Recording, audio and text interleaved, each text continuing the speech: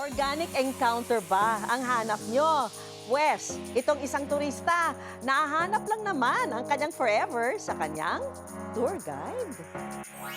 Isa ka ba sa mga nagmamanifest ng organic encounter?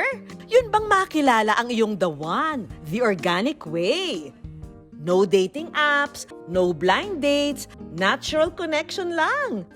Pwes, may sumakses na raw dito. Mula sa pagvi-video lang ng trending holding hands content ng isang turista at tour guide, ngayon, road to forever na.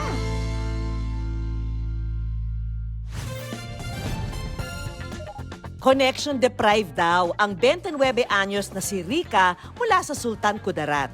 Hindi raw kasi talaga siya palahalubilo sa tao. Bali, work from home po ako. Wala akong interaction with other people. Halos every weekend ay lumalabas ako. Yung nagjo-joiner po ako sa mga travels. Minsan na rin daw kasi siyang na-heartbroken. Fail ang nakadate sa dating app. At hindi rin sumakses sa LDR o long-distance relationship. Pinoy po din siya, pero never po kaming nag-meet in person. So, very complicated po nung situation. Hindi pa naman daw new love ang hanap niya noon dahil ang kanyang pinagkaabalahan, travel goals. Pero habang nasa Siargao, hindi raw magandang tanawin ang tumatak kay Rica, kundi isang tour guide. Pumunta kami sa Siargao Beach Club. Doon ko nakilala si Chris Mar, tapos sabi niya sa akin, hindi daw siya umiinom. Nakatch yung attention ko sa ganong type. Napasabi din ako sa kanya, pag nagkakajowa ako ulit, gusto ko same sa ugali mo. Matapos daw ang kanyang Siargao trip. A week after that, naganahan ako na gumala. So, pumunta ulit ako ng Buda na mag-isa. Mahilig po talaga kasi ako sa spontaneous travel. And nagchat-chat lang po kasi ako dun sa may-ari ng travel and tours. Pero tila na nga raw itinadhana dahil ang tour guide niya sa kanyang next travel, ang tour guide din niya noon sa Siargao. Aba naman, sign na ba yan ng organic encounter, Rica? Hindi ko ini-expect na siya pa rin pala yung tour guide sa travel na yun. Doon sa tour na yun, naging close ulit kami. Parang mas nakilala namin yung isa't isa.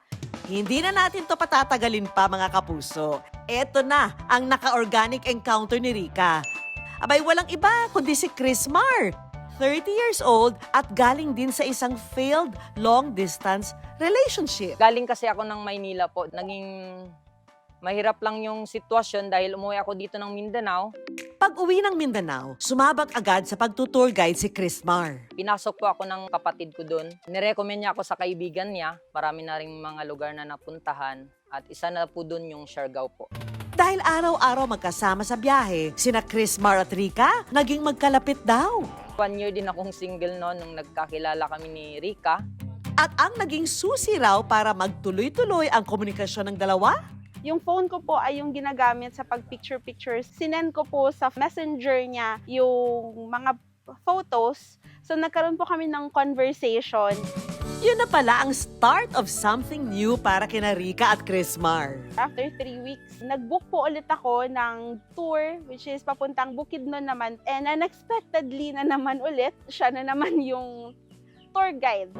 Matapos ang mahabang tour, ang totoong destinasyon pala nila sa puso ng isa't isa.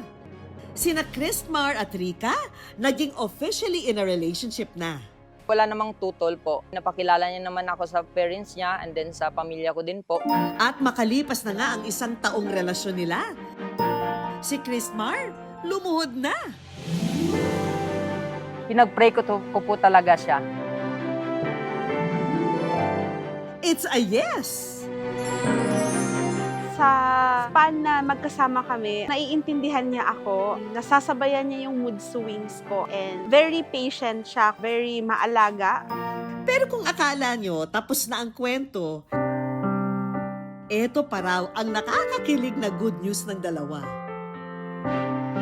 Ang pinakabagong lakad nila, walk down the aisle na. Dahil nito lang February 10, sina Rica at Chris Mar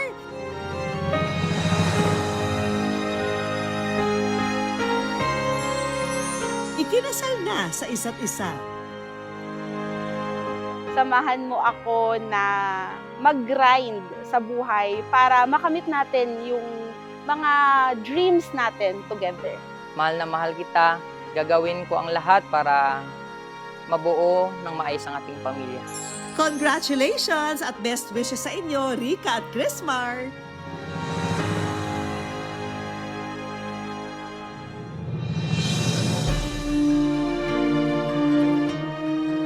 Nagbabala ka rin bang gumala ngayong summer season? Baka ito na ang sign na matatagpuan mo rin ang iyong